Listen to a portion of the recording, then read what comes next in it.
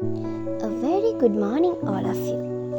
අද වීඩියෝ එක අරගෙන ආවේ අලුතෙන් කැලණි කන්ද නගින්න බලාගෙන ඉන්න නංගිල මල්ලිලාට.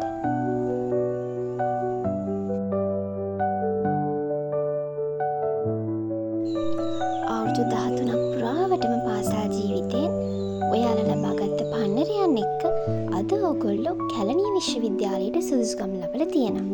ඉතින් ඒ වෙනුවෙන් දෙවන වසර සහෝදරත්වය වෙනුවෙන් මම ඔයාලව සාදරයෙන් පිළිගන්නවා.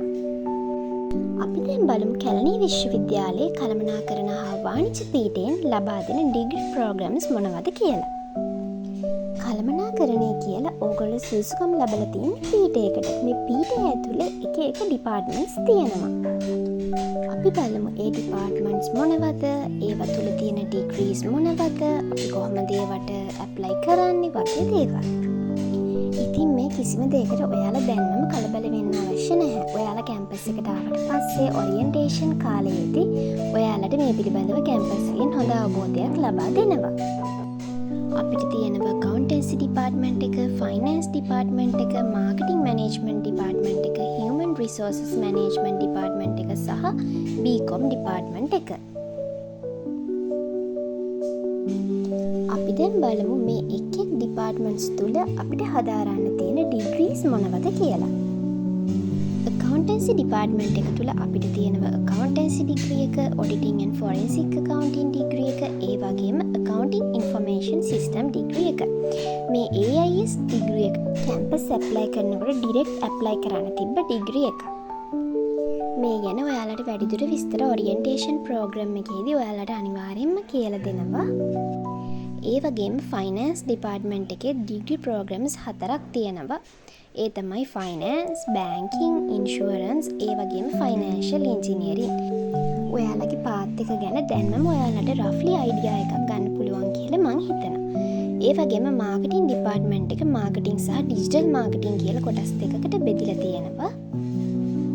ඒ වගේම human resources management department එකේ ඒ degree එක විතරයි offer කරන්නේ.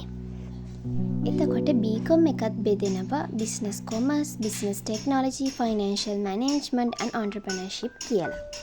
නමුත් first year එකේ මේ BCom එකේ අය එකම subjects තමයි ඉගෙන ගන්නේ.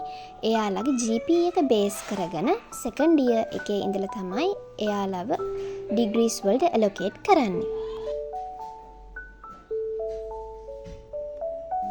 ඒ වගේම තවත් වැදගත් දෙයක් තමයි මේ internship period එක.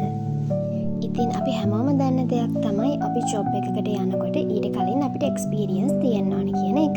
ඉතින් ඒ වෙනුවෙන් තමයි මේ කැම්පස් වලින් අපිට කැම්පස් එකෙන් අවුට් වෙන කලින් ඉන්ටර්න් යන්න කාලයක් ලබා දීලා තියෙන්නේ. accountancy department එකේ අයට අවුරුදු 2කුත් අනිත් department වල අයට අවුරුද්දකත් ඉන්ටර්න්ෂිප් කාලය ලබා දෙනවා. ඔයාලා ඩිග්‍රී එකක් සිලෙක්ට් කරගන්නකොට ඔයාලගේ ප්‍රිෆරන්ස් එක, ඉසෙට් ස්කෝර් එක, ඒ වගේම ඔයාගේ දිස්ත්‍රික් එක ඒකට බලපානවා. මේ තියෙන්නේ 2023 අවුරුද්දේ. ඒ කියන්නේ අපේ බැච් එකේ කොළඹ දිස්ත්‍රික්කයෙන් අපේ කැම්පස් එකට සිලෙක්ට් වුණ ප්‍රමාණය. ඔයාලගේ ඔරියන්ටේෂන් පීරියඩ් එකේදී ඔයාලගේ ඉයර් එක සම්බන්ධව මේ වගේ රෆ්ලි අයිඩියා එකක් ගන්න පුළුවන්. ඔයාලා දැන් හිතන දෙයක් තමයි මම මොන ඩිග්‍රී එකකට සිලෙක්ට් වෙයිද දන්නේ නැහැ, මේ ඩිග්‍රී එක කරන්න මගේ ඉසෙට් එක මදිද දන්නේ නැහැ. ඔන්න ඔය වගේ ප්‍රශ්නවලට ඔරියන්ටේෂන් එකේදී ඔයාලට කැම්පස් එකේ අපිට මේ පෙන්නුවා වගේම ඔයාලගේ ඇනලයිස් රිපෝට් එකක් පෙන්නනවා. ඒකෙන් ඔයාලට බලා ගන්න පුළුවන් ඔයාලා සාමාන්‍යයෙන් මොන ඩිග්‍රී එකකට සිලෙක්ට් වෙයිද, මම ඇප්ලයි කරන ඕඩර් එක මොනවාද, ඒ වගේ දේවල්. මං හිතනවා අලුතින් කැලණිය කැම්පස් එකේ කළමනාකරණ හා වාණිජ්‍ය පීඨයෙන් ඉන්න ඔයාලට මේ වීඩියෝ එක වැදගත් වෙන්න ඇති කියලා. ඉතින් අපි කැම්පස් එකේදී හම්බෙමු. සර්ප්‍රයිස් එකක් තියෙනවා, ඒක බලලා යන්න.